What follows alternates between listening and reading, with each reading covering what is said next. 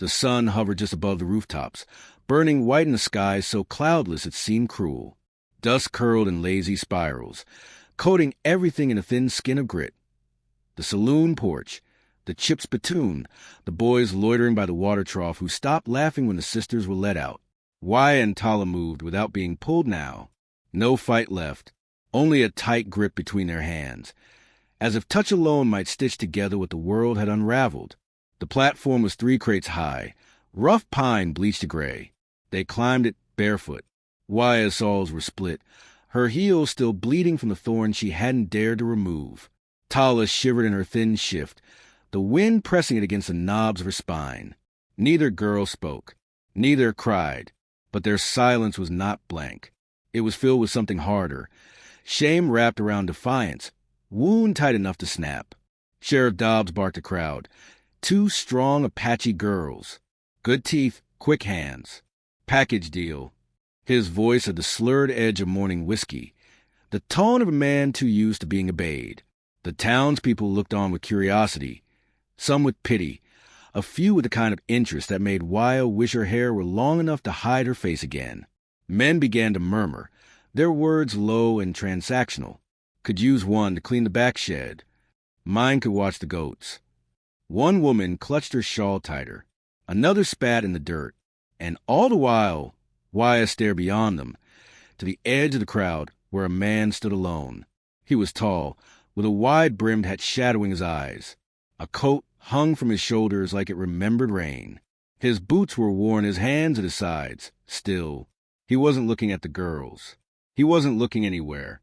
But when Wyatt's gaze landed on him, something in her chest twisted. Not recognition, exactly. More like pause. $10, the man said, voice low and clean. It came like a gust through the stillness. Dobbs blinked. You talking for both? The man didn't move. Both! A laugh scattered from somewhere behind the saloon. Someone jeered. What are you going to do with 2 wild dogs, Thatcher? Thatcher. The name rolled through the crowd like a dropped coin. A few men shifted uncomfortably. One woman turned and walked away. Dobbs shrugged, eyes on the pouch the man tossed at his feet. He didn't even count it. Yours, then. The rope was cut with a small knife. Wyatt flinched at the suddenness of freedom. Tala clung closer, her fingers cold. The man, Thatcher, stepped forward and looked at them properly for the first time. His eyes were a pale, unreadable blue, the color of river ice before spring thaw. He didn't smile, didn't speak, just tilted his head toward the road that led out of town. Wyatt stood still. No commands, no grab, no threat, only invitation. She glanced down at her sister, whose bottom lip trembled. What now? Tala whispered. Wyatt swallowed hard. We go. The walk through town was long, though no one dared follow. A hush hung over the street, broken only by the sound of their bare feet on packed dirt. Wyatt's had stayed high. She would not give the town the satisfaction of seeing her flinch. At the edge of town, just before the brush gave way to open country, Thatcher stopped. He reached into his saddlebag, pulled out 2 pairs of worn but sturdy boots, set them on the ground, stepped back. Tala rushed forward first, slipping her feet in, wobbling a little as she adjusted to the sudden height. Wyatt followed slower. The leather was cracked but soft, warm. She didn't look at him. They rode in silence. The land unfolded in endless browns and burnt golds, peppered with the black skeletons of trees scorched by old fires. Wyatt sat behind him on the horse, arms not touching. Her fingers dug into the saddle horn as if it were a tether. The wind pressed into her face, taking the taste of town with it. At sundown, they stopped near a grove where the earth smelled faintly of water. Thatcher unsaddled the horse, lit a small fire. He handed them jerky and a canteen. Nothing more. No questions. No stories. Tala fell asleep, wrapped in her sister's arms. Wyatt stayed awake, listening to the crackle of flame, watching Thatcher as he carved something into a piece of driftwood, a shape not yet formed. She didn't trust him. Not yet. But she didn't fear him either. And that was its own kind of miracle. Just before the fire died, she asked, "Why did you take us?" He looked at her through the smoke. Because no one else did. Then he stood and turned away. And for the first time since the raid, since the screaming and the running and the loss, Wyatt felt a strange heat rise behind her eyes. Not fury, not grief, something quieter, something like breath. The ranch appeared at the edge of dusk, like something left behind by time. Weather-worn fences curved like broken ribs around the land, and the barn leaned slightly, roof patched with tin that clicked in the wind. The house was small, its porch sagging, but the steps were swept clean. The scent of sagebrush, old wood, and the faint musk of horses carried on the dry air. As the sky deepened indigo, Wyatt dismounted stiffly, feeling every bruise like it was fresh. Tala lingered beside the horse, her fingers brushing its flank. The animal shivered but didn't pull away. Colt Thatcher looped the reins without speaking, his movements fluid, familiar. He led the horse into the barn, then returned with a blanket and handed it to Wyatt without meeting her eyes. "You'll sleep in there." He pointed toward a side cabin, just a few paces from the main house. One room, a stove, 2 cots, a shuttered window. Wyatt glanced through the open door. The beds had clean linens. A tin basin sat by the wall. The smell inside was with smoke and something faintly floral, lavender, maybe. She said nothing, only nodded. Tala crept in behind her, eyes wide with quiet hope. That first night, they barely slept. Wyatt sat up long after the fire in the stove dimmed, listening to horses in the corral shift and snort in the dark. Tala murmured in her sleep, clutching a worn doll someone had left on the cot. Wyatt couldn't bring herself to ask who it had belonged to. In the morning, Colt left bread on the porch, a chipped cup of honey, water drawn fresh. He said little, asked nothing.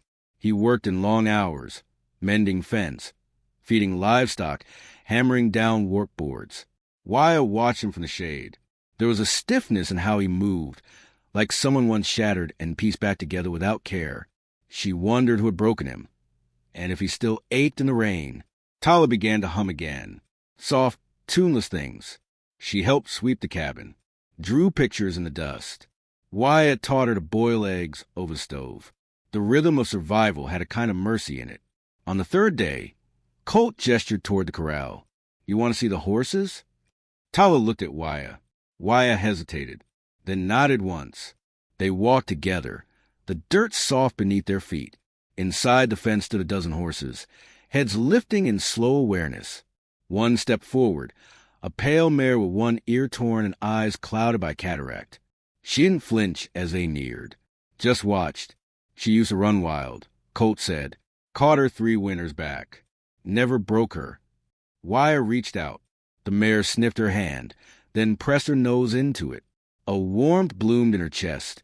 Cautious, fragile. "She likes you," Tala whispered. "She remembers you," Colt corrected softly. "You carry the same wind." Wyatt looked at him, surprised. There was no mockery in his tone, only quiet knowing.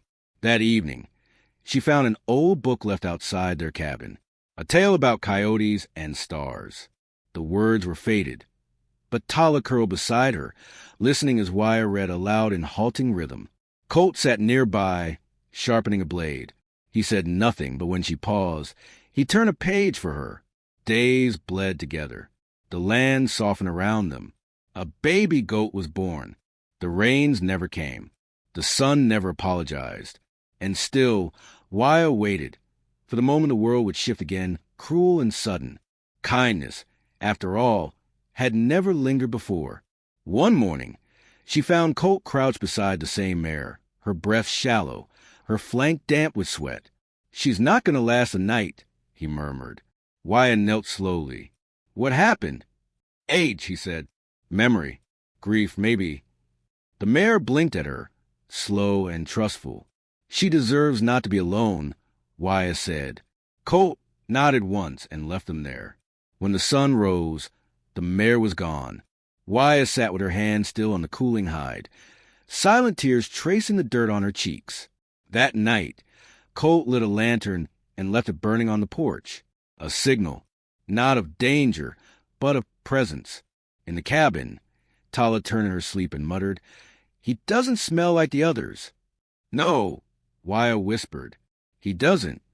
Just before dawn, Wyatt stepped outside. The wind was colder, the stars sharper. A set of fresh hoof prints circled the yard, leading to the porch, then away again. She followed them to the edge of the pasture and stopped. There, under the moonlight, stood a single rider watching the house from afar. Not Colt, and not a stranger, either.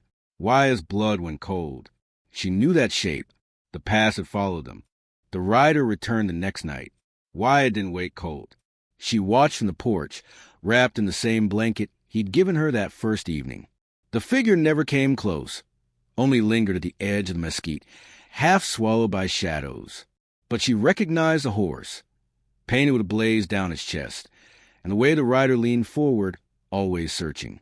She remembered that man's hands, how they grabbed at her sister in the smoke of the raid, how he'd shouted her name not like kin, but like a claim. Kin didn't chain you. Kin didn't sell you. The wind shifted, and the figure turned back into the trees. By morning, the tracks were gone. Colt found her standing there at dawn, eyes raw, shoulders square like stone. "You know him," he said. She nodded. "You think he'll come again?" "Yes." They didn't speak of it further, but the ranch changed.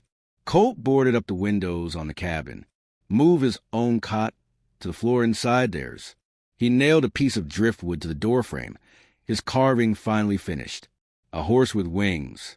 Wyatt traced it with her fingers one afternoon and felt something flutter beneath her ribs. Tala asked, "Will he hurt us again?" Colt looked at her with that soft, unflinching steadiness of his. "Not while I breathe." That night, the fire stayed lit until dawn. A week passed, then another. The man did not return. Life resumed in the quiet way it did before storms. The goats grew fat. The hay was baled. Wyatt learned to saddle a horse without help.